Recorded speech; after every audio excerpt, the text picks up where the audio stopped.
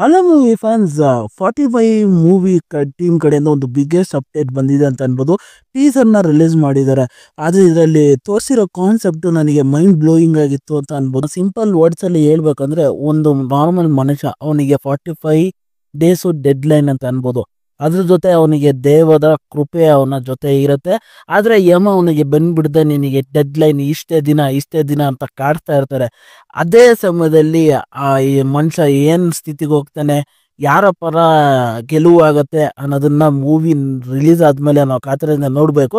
ಆದರೆ ಟೀಸರಲ್ಲಿ ಇದನ್ನ ಸಖತ್ ಬ್ಯೂಟಿಫುಲ್ ಆಗಿ ಪ್ರೆಸೆಂಟೇಷನ್ ಮಾಡಿದ್ದಾರೆ ಅಂತ ಅನ್ಬೋದು.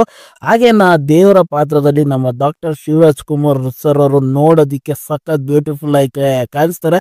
ಹಾಗೆ ವಿಜುವಲೈಸೇಷನ್ ಅವ್ರನ್ನ ಇಂಟ್ರೊಡ್ಯೂಸ್ ಮಾಡಿರೋ ವಿಧಾನ ಸಖತ್ ಆಸಮ್ ಆಗಿ ಅನಿಸ್ತು ಅಂತ ಅನ್ಬೋದು. ಹಾಗೆ ನಾರ್ಮಲ್ ಮನುಷ್ಯನ ಕ್ಯಾರೆಕ್ಟರ್ ಅಲ್ಲಿ ರಾಜ್ವಿ ಶೆಟ್ಟಿ ಅವರು ಮಾಡಿದ್ದಾರೆ ಅಂತ ಅನ್ಬೋದು. ಅವರ ಪಾತ್ರನೂ ಸಖತ್ ಬ್ಯೂಟಿಫುಲ್ ಆಗಿತ್ತು. ಆ ಇನ್ನೋಸೆನ್ಸ್ ನ ಸಖತ್ ಬ್ಯೂಟಿಫುಲ್ ಆಗಿ ಸ್ಕ್ರೀನ್ ಮೇಲೆ ತಗೊಂಬಂದ್ರು ಅಂತ ಅನ್ಬೋದು. ಅದೇ ರೀತಿ ಯಮನ ಪಾತ್ರಕ್ಕೆ ಇನ್ಯಾರು ಸೂಟ್ ಆಗಲ್ಲ ರೀತಿ ನಮ್ಮ ಉಪೇಂದ್ರ ಸರ್ ಅವರು ಮಾಡಿದ್ದಾರೆ ಅಂತ ಅನ್ಬೋದು. ಅದನ್ನ ನೋಡ್ತಾ ಯಮನ ಒಂದು ಲುಕ್ ಅಲ್ಲಿ ಸಖತ್ ಆಸಮ್ ಆಗಿ ಮಾಡಿದ್ದಾರೆ ಅಂತ ಅನಿಸ್ತು ನನಗೆ. ಹಾಗೆ ಲಿಟ್ರಲ್ ಆಗಿ ಗೂಸ್ ಬಂಪ್ಸ್ ಬರೋ ಸೀನ್ಸ್ಗಳು ಹಲವಾರು ಇತ್ತು ಈ ಟೀಸರ್ ನೋಡ್ತಾ ಅಂತ ಅನ್ಬೋದು.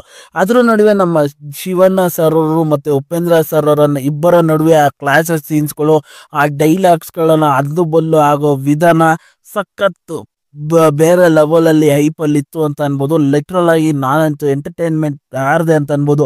ಹಾಗೆ ನನಗೆ ಮೇಜರ್ ಆಗಿ ಇನ್ನೊಂದು ಇನ್ಸ್ಪೈರ್ ಆಗಿದ್ದ ವಿಚಾರ ಅಂದ್ರೆ, ಒಂದು ಮ್ಯೂಸಿಕ್ ಡೈರೆಕ್ಟ್ರು ಹೇಗೆ ಈ ಮೂವಿನ ಪ್ರೆಸೆಂಟೇಷನ್ ಮಾಡಿದಾರಲ್ಲ, ಅದು ಬೇರೆ ಲೆವೆಲ್ ಅಲ್ಲ ಅಂತ ಅನ್ಬೋದು. ಅರ್ಜುನ್ ಜನ್ಯ ಸರ್ ಅವರಿಗೆ ಆನ್ಸರ್ ಹೇಳಲೇಬೇಕು. ಆ ಮೂವಿ ಆ ಕಾನ್ಸೆಪ್ಟು ಎಷ್ಟು ಬ್ಯೂಟಿಫುಲ್ ಆಗಿ ಟೀಸರ್ ಮೇಲೆ ತಗೊಂಡ್ಬಂದಿದ್ದಾರೆ. ಅದ್ರ ಜೊತೆ ಆ ಎಫೆಕ್ಟ್ಸ್ ವರ್ಕ್ಗಳು ಒಳ್ಳೆ ಹಾಲಿವುಡ್ ಲೆವೆಲ್ ಅಲ್ಲಿ ಇತ್ತು ಅಂತ ಅನ್ಬೋದು. ಪ್ರತಿಯೊಂದು ಡೀಟೇಲಿಂಗ್ ವರ್ಕು ನಮಗೆ ಟೀಸರ್ ಅಲ್ಲೂ ಕಾಣಿಸೋ ವಿಧಾನ ಸಖತ್ ಆಸಮ್ ಆಗಿ ಅನ್ಸುತ್ತೆ ಅಂತ ಅನ್ಬೋದು.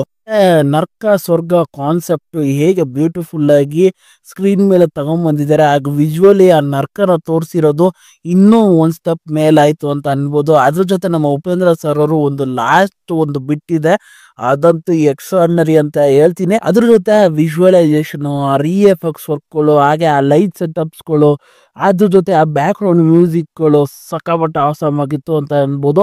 ಹಾಗೆ ಡೈಲಾಗ್ಸ್ ರೈಟಿಂಗು ಸಖತ್ ಪವರ್ಫುಲ್ ಆಗಿ ಇಂಪ್ಯಾಕ್ಟ್ಫುಲ್ ಆಗಿ ಬರ್ಕೊಂಡಿದ್ದಾರೆ ಅಂತ ಅನ್ಬೋದು.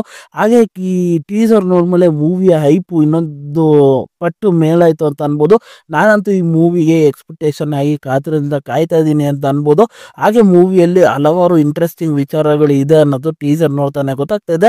ಜಾಸ್ತಿ ಕ್ಯಾರೆಕ್ಟರ್ನ ರಿವೀಲ್ ಮಾಡಿಲ್ಲ. ಈ ಮೇನ್ 3 ದೊಡ್ಡ ಸ್ಟಾರ್ ಕ್ಯಾಸ್ಟ್ ನ ರಿವೀಲ್ ಮಾಡಿದ್ದಾರೆ ಅಷ್ಟೇ ಬಿಟ್ರೆ ಮೂವಿಯಲ್ಲಿ ಇನ್ನೂ ಸರ್ಪ್ರೈಸ್ ಎಲಿಮೆಂಟ್ಸ್ಗಳು ಇದೆ ಅನ್ನೋದು ಟೀಸರ್ ನೋಡ್ತಾನೆ ಗೊತ್ತಾಗ್ತಾ ಇದೆ. ಹಾಗೆ ಟೀಸರ್ ನ ಡ್ಯೂರೇಷನ್ ನಮಗೆ 1 minute 28 seconds ಇದೆ ಅಂತ ಅನ್ಬೋದು. ಹಾಗೆ ಮೂವಿಯ ರಿಲೀಸಿಂಗ್ ಡೇಟ್ ಅನೌನ್ಸ್ಮೆಂಟ್ ಮಾಡಿದ್ದಾರೆ. ಇದೇ ಆಗಸ್ಟ್ 15ನೇ ತಾರೀಕು 2025 ಅಲ್ಲಿ ರಿಲೀಸ್ ಆಗುತ್ತೆ ಅಂತ ಅನ್ಬೋದು. ನೀವಿನ್ನು ಈ ಟೀಸರ್ ನ ಚೆಕ್ಔಟ್ ಮಾಡಿಲ್ಲ ಅಂದ್ರೆ ಒಂದ್ಸತಿ ಹೋಗಿ ನೋಡಿದ್ರೆ ನೋಡಾದ್ಮೇಲೆ ಏನ್ ಅನಿಸ್ತು ಅನ್ನೋದನ್ನ ನನಗೆ ಕಮೆಂಟ್ ಮಾಡಿ ತಿಳಿಸಿ.